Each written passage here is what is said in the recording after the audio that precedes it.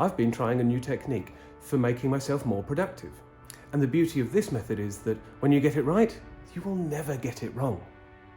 This trial period I've been on has been an amazing 10 years. Let me explain the system to you. The basic idea can be broken down into two major parts. If you're the kind of person who gets socially anxious or nervous around having conversations with people you respect, there is one surefire way to make yourself feel more comfortable. Always be right. That's half of everything a pedant aspires to. To which a pedant aspires? The second major part is to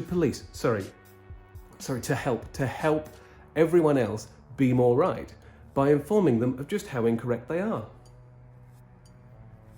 Obviously, it would be very hard to be right all the time, especially if you don't know all the facts about the subject in question. It's always advisable to listen and not contribute when the conversations deal with things about which you know little or nothing. That could lead, however, to a very quiet or one-sided conversation. Do not worry, there are some pedantic staples we can call upon to keep the gears lubricated in the conversation. Because we cannot plan for every possible conversation, we must instead rely upon one consistent aspect that affects them all: language. English is full of quirks and tricky contradictions and hidden historical things and arbitrarily applied rules designed to surprise and delight. If your speaking partners, are discussing an unknown topic, simply keep an ear out for any of the following: ending a sentence in a preposition, misidentifying the objective or subjective interrogative pronoun, splitting an infinitive, pronouncing a foreign name a bit too Englishly, using the word less when the word fewer could have been used in its place, and repeating a word included in an acronym. If you need clarification on these, don't worry, I'll go into a little more detail at the end of the video. We all know that the more right you are, the more you'll succeed in life.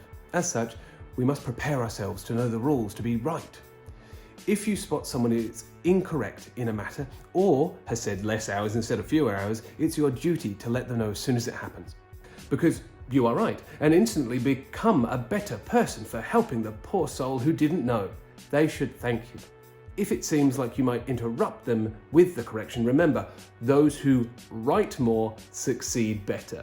As you are speaking to others and they are listening, it will often be unnoticeable that you've correctly used whom, because it makes such perfect sense that it's totally invisible. However, there may be some occasions where you've correctly pronounced Oslo with the unvoiced S, just like a Norwegian would, but your audience is unsure what you're talking about. Ignore them, it's their fault for not knowing. Finally, there will be some occasions where, due to the curiousness of English, you will stumble upon a sentence which does not clearly show you the correct use of a rule. For example, who am I becoming? Should this be whom? I is both the subject and the object in this sentence. Would whom am I becoming be more or less correct?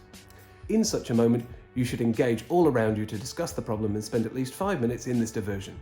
If you do not, how will you be right about it the next time it happens? And now the tips and tricks you came here for that were teasingly left until the end. Ending a sentence in a preposition. A preposition is a word which describes a position in relation to a physical or temporal, a timey-wimey, thing.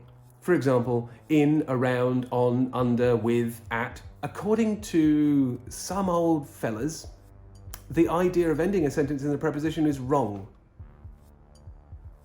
Apparently. Misidentifying the objective or subjective interrogative pronoun? That's saying who or whom. You're very aware of this. This one's actually really easy. If the sentence has I, he, she, or they in it, then you should be using whom. If, however, the sentence uses me, him, her, or them in it, then you should be using who. On the occasions where you've got you or it, exchange the you or it for a they or a them, whichever one makes sense, and then work backwards from there. A little rule of thumb I have in my head is, if I haven't put an M in the sentence, then I haven't done it right. Splitting the infinitive. To boldly go. This is splitting to go. This is square one for the verb. From here, we can make I go, or you go, or she. Because Latin verbs don't have spaces in them, some old blokes thought that that meant that English words should be treated as if they don't have spaces in them.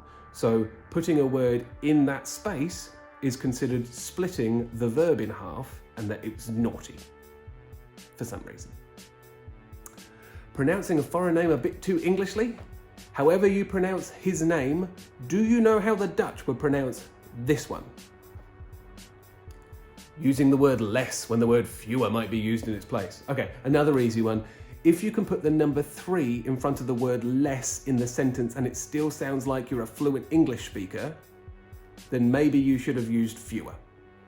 If it sounds weird, then leave the less in its place.